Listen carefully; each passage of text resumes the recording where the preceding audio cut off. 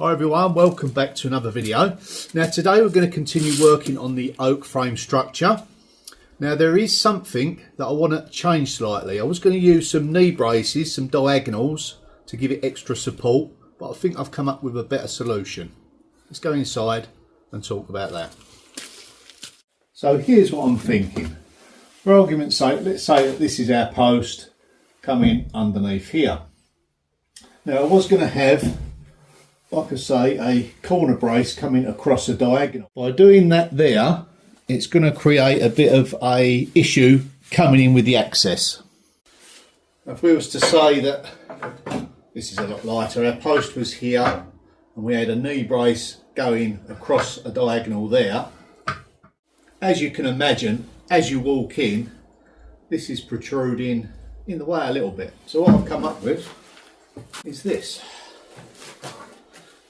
Oak post, no diagonal. But what I plan to do, I've got a very big timber. I'm going to project it out slightly, and that way, these are heavy.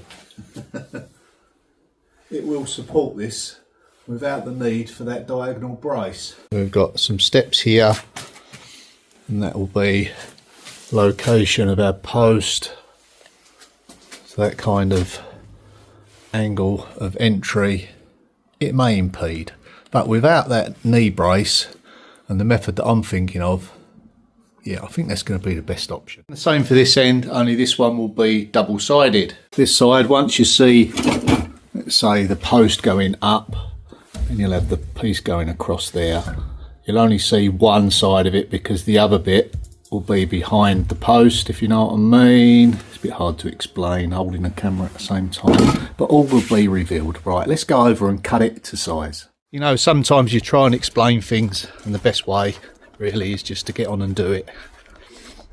But, I do like to explain what I'm doing so you've got a rough idea what's coming.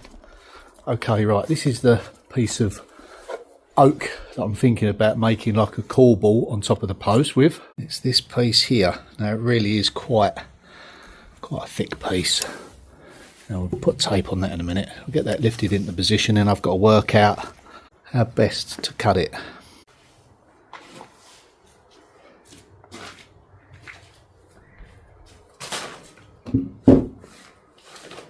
Yeah, this is the better end. Right, let's get my tape measure, do some markings.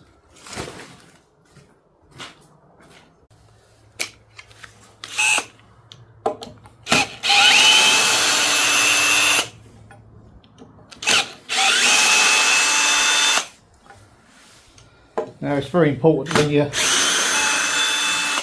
sourcing your piece of timber, you grade it, you find the best side, like we mentioned before, any natural curvatures or crowns in it, and use that to your advantage.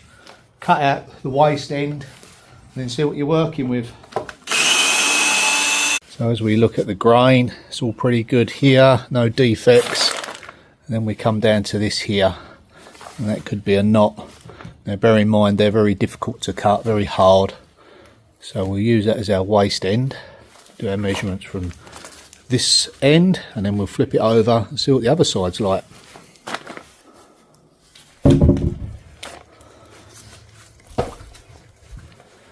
Yeah, a bit of damage there. So we'll square it off, cut away all the waste and see what we're left with. So this is what I plan. Now if we say that that's our front wall, slight angle like that. That's our main beam, one that's damaged. Now what I plan to do is put a post in here, like so. Now we've got the header in already, which is the long piece that goes right the way along to the other one. Now initially these were going to be extended up the post to the underside of the header, and I was going to put a diagonal in there. And as mentioned, we've got a step here that would impede our head space. So this section here, as the post comes up, that's the wall, that's our main beam. Instead of going to the underside of the header there. What I plan to do is cut this timber like that. So that way we're kind of eliminating the need for the knee brace, but extending the strength out to the header so it supports further along the beam.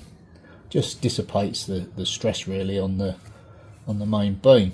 So that's the plan. So what I've got to do is cut two pieces like this. This piece will be hidden behind the stud wall, so we'll just see this projecting out underneath the header. And then when it comes to the other end, it will be a double, that's the post, it will be a double header. It will be a double brace, that's the header there, and this one will go like that. Does that make sense? So let's see what we got to work with. 2.2. Okay, 2.2, so half of that is 1.1.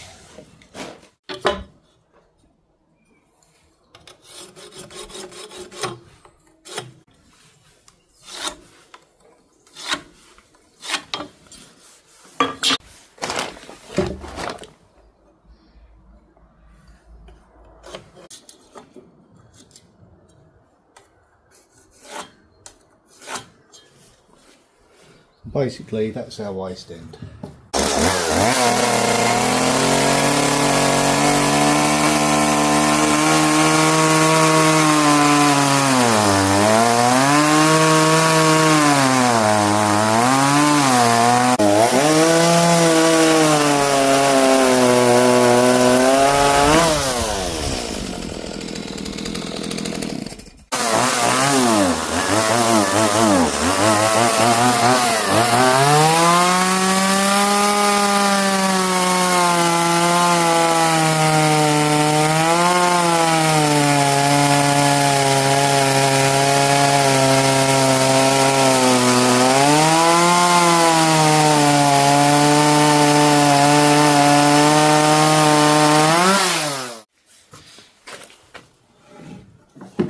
Now I've just got to cut off diagonals.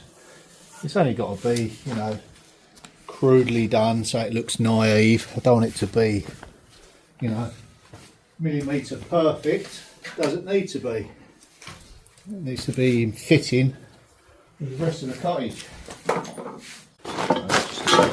Just a guide really. Can't be that accurate with the chainsaw. Doesn't matter if it's a little bit more or less really.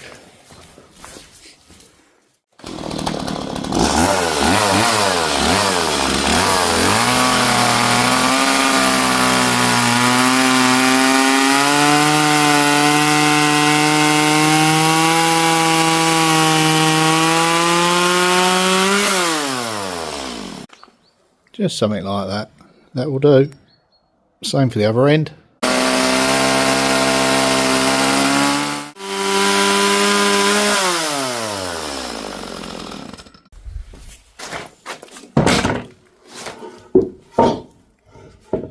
So now what we have, we refer to it as our corbel. That'll be the post, chamfered off each side. Like so.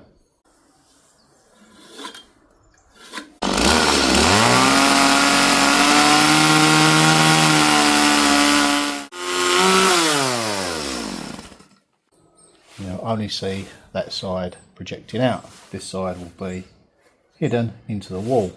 There's just a little bit more prep work needed on this post, so I'm going to use my wire brush machine, give it a quick buff over.